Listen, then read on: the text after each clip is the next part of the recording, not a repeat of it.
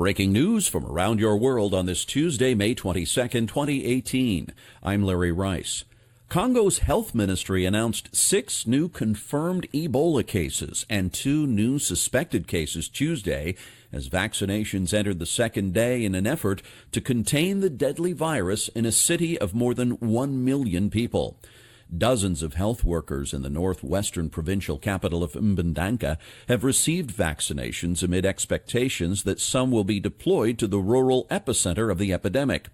Frontline workers are especially at risk of contracting the virus, which spreads in contact with the bodily fluids of infected people, including the dead.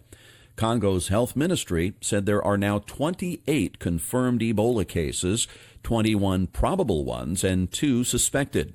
The death toll from hemorrhagic fever stands at 27, with 3 of them confirmed as Ebola.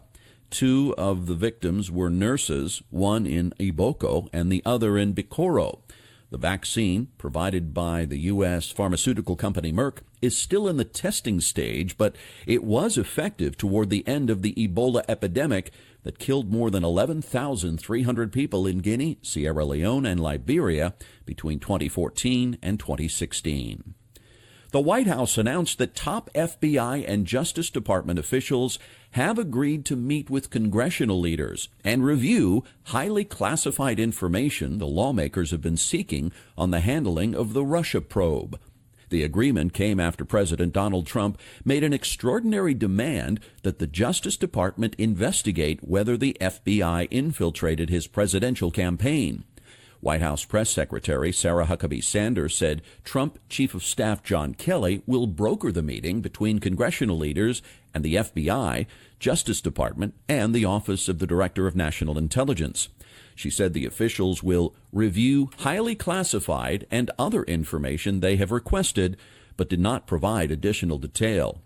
On Tuesday, a group of conservative House lawmakers plan to call for the appointment of a second special counsel to investigate whether misconduct took place in the FBI and the Justice Department. Senior Trump administration officials warned Congress on Tuesday of ongoing efforts by Russia to interfere in the 2018 midterm congressional elections as the federal government prepares to hand out $380 million in election security funds to states. At a briefing attended by about 40 or 50 members of the House, the heads of FBI, Homeland Security, and the Director of National Intelligence told members to urge states and cities overseeing elections to be prepared for threats. DHS Secretary Kirstjen Nielsen told reporters she agreed Russia was trying to influence the 2018 elections, but added there is no evidence of Russia targeting specific races. Nielsen said DHS is watching other countries that have the capability to influence elections, including China and Iran. U.S. intelligence agencies have concluded that Russian leadership at a very high level was involved in the attempt to interfere in the U.S. election in order to boost President Trump's candidacy. Russia has denied interfering in U.S. elections. At least 16 people have been killed in southern Afghanistan when security forces tried to dispose of a container full of explosives in the city of Kandahar. Officials said another 38 wounded people were brought to a hospital. Among the dead, 4 members of the Afghan security forces. At least 5 small children were wounded in the explosion. Dozens of shops and nearby homes were destroyed or damaged, and officials believe the death toll could rise. Officials said the explosives were in 2 containers stored in an area of mechanics' workshops. No group immediately claimed responsibility. The blast was quickly condemned by President Ashraf Ghani, who praised the brave officers who dealt with it. Hundreds of people have been killed in high-profile attacks carried out in Afghanistan by the Taliban and ISIS since the beginning of this year. The Syrian military has driven Islamic State fighters out of a stronghold in southern Damascus, giving the Syrian government full control of the capital city and its suburbs for the first time since civil war broke out in Syria in 2011. The victory came after a month of fighting that left the enclave in ruins. President Bashar al-Assad's forces will now focus on rebel territory in southern Syria. A monitoring group said more than 1,600 people, including hundreds of ISIS militants, left southern Damascus on Saturday and Sunday and went toward the eastern desert after reaching a deal with the Syrian government. The gains came as Iran, which has backed militias providing critical support for Assad's overstretched forces, faces mounting pressure from the Trump administration to get out of Syria. Palestinian Foreign Minister Riyad Malk has asked the International Criminal Court in The Hague, Netherlands, to open an immediate investigation into alleged Israeli crimes committed against the Palestinian people. The development was sure to worsen the already troubled relations between the Palestinian Authority and Israeli Prime Minister Benjamin Netanyahu's government. Peace talks have been frozen for more than 4 years, and contacts between the two sides are minimal. Malk told reporters at the ICC on Tuesday he submitted the referral to the court seeking an investigation into Israeli policies since the state of Palestine accepted the ICC's jurisdiction in 2014. This includes Israeli settlement policies in the West Bank and East Jerusalem, as well as the recent round of bloodshed in the Gaza Strip, where Israeli gunfire killed more than 100 Palestinians during mass protests along the Gaza border. The move comes with Israeli-Palestinian relations at their lowest point in years in the aftermath of the U.S. Embassy move from Tel Aviv to Jerusalem and the recent bloodshed on the Gaza border. Japan, Russia, and Turkey have warned the United States about potential retaliation for its tariffs on steel and aluminum. That according to the World Trade Organization on Tuesday, which brings the total U.S. tariff bill to around $3.5 billion annually. The three countries are following similar moves by the European Union, India, and China. Each showed how much the disputed U.S. tariffs would add to the cost of steel and aluminum exports to the United States based on 2017 trade. Russia said the U.S. tariffs, which President Trump imposed in March, would add duties of $538 million to its annual steel and aluminum exports. Japan put the sum at $440 million. Turkey added a further $267 million. Neither Russia nor Japan specified how they might retaliate against U.S. exports, but Turkey listed 22 U.S. goods that it was planning to target, ranging from nuts, rice, and tobacco to cars and steel products. An Australian Archbishop, Philip Wilson, was found guilty Tuesday of concealing crimes of a pedophile priest in the 1970s, becoming the most senior Roman Catholic cleric to be convicted of a cover-up in the church's global child sex abuse scandal. The 67-year-old Wilson had pleaded not guilty, but Magistrate Robert Stone said Wilson had concealed the abuse of 2 altar boys by priest James Fletcher by failing to report it to police.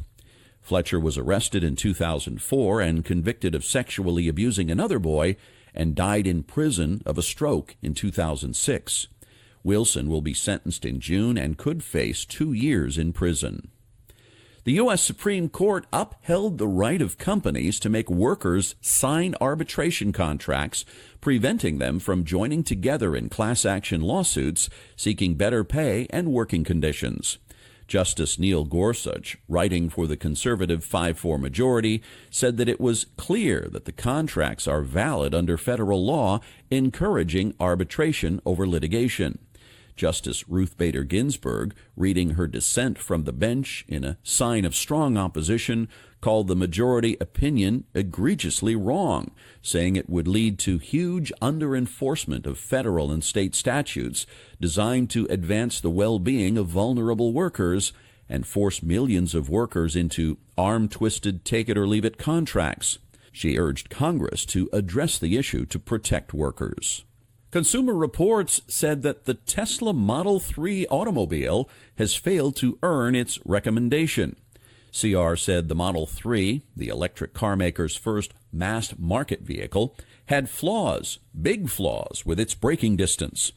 In Consumer Reports tests, the Model 3 stopped in 152 feet from a speed of 60 miles per hour, which was far worse than any contemporary car the companies tested. Tesla said the Model 3, which is critical to the company's plans for profitability, brakes faster than Consumer Reports found.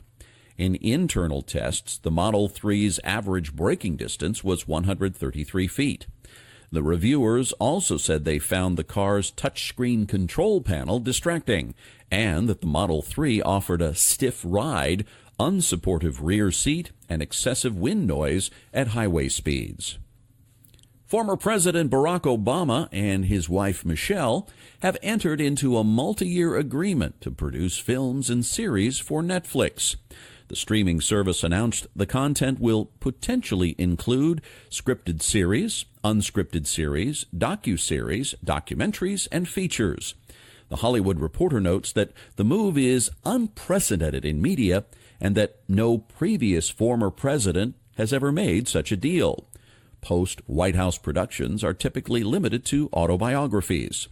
In a statement, Obama said he and Michelle hope to cultivate and curate the talented, inspiring, creative voices who are able to promote greater empathy and understanding between peoples and help them share their stories with the entire world. The American Civil Liberties Union and other privacy activists are asking Amazon to stop marketing a powerful facial recognition tool to police, saying law enforcement agencies could use the technology to easily build a system to automate the identification and tracking of anyone. The tool, called Recognition, is already being used by at least one agency, the Washington County Sheriff's Office in Oregon, to check photographs of unidentified suspects against a database of mugshots from the county jail, which is a common use of such technology around the country. But privacy advocates have been concerned about expanding the use of facial recognition to body cameras worn by officers or safety and traffic cameras that monitor public areas, allowing police to identify and track people in real time. Amazon released Recognition in late 2016.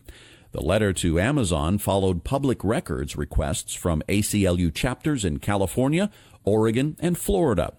More than 24 organizations signed it, including the Electronic Frontier Foundation and Human Rights Watch.